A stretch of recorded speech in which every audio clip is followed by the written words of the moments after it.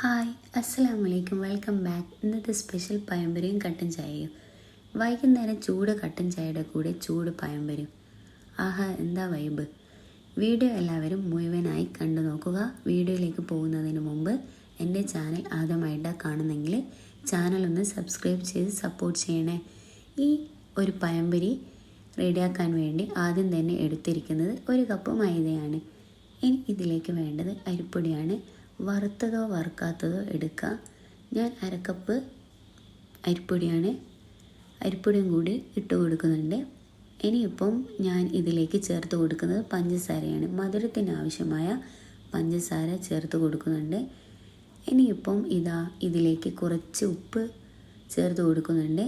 ഇനി ഇതിലേക്ക് വേണ്ടത് മഞ്ഞൾപ്പൊടിയാണ്. 1 ടീസ്പൂൺ മഞ്ഞൾപ്പൊടി ചേർത്ത് കൊടുക്കുന്നുണ്ട്.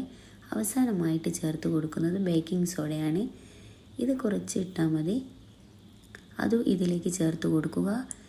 എന്നിട്ട് നല്ലോണം മിക്സാക്കി എടുക്കുക.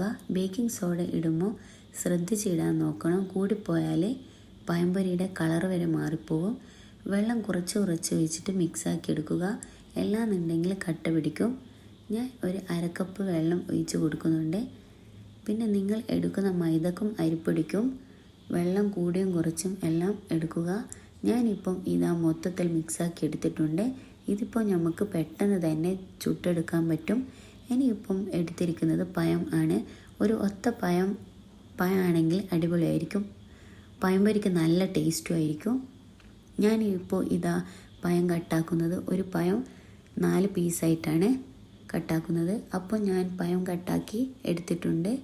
ഈ ഒരു മാവിന് ഒരു 3 പഴം വേണം.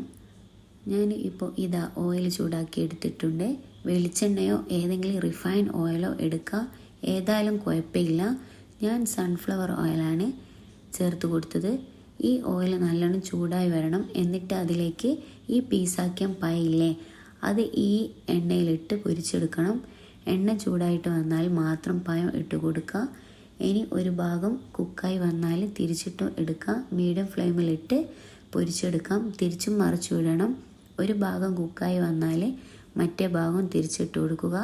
പിന്നെ ഈ വീഡിയോ ഇഷ്ടമായാൽ എന്തായാലും ലൈക്ക് ചെയ്യുക, കമൻറ്റ് ചെയ്യുക.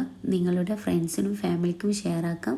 പിന്നെ വൈകുന്നേരം ചൂട് കട്ടൻ ചായയുടെ കൂടെ ഈ ഒരു പഴംപൊരിയും ട്രൈ ആക്കി നോക്കാം. ഇനി നമുക്ക് ഇത് സെർവ് ചെയ്യാം. എല്ലാവരും ഈ വീഡിയോ ഇഷ്ടമായിട്ടുണ്ടെങ്കിൽ ലൈക്ക് ചെയ്യുക, കമൻറ്റ് ചെയ്യുക. അടുത്തൊരു നല്ലൊരു വീഡിയോ ആയിട്ട് കാണാം ഇൻഷാ അല്ലാഹ്. അസ്സലാമു അലൈക്കും. Bye bye.